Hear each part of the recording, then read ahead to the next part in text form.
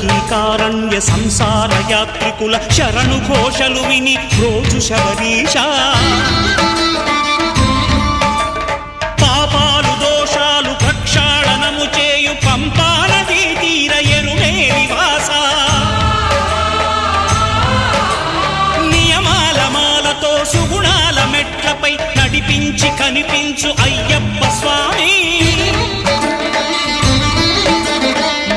సంక్రాంతి సజ్జోతివై అరుదెంచి మహిమలను చూపించు మణికంఠ స్వామి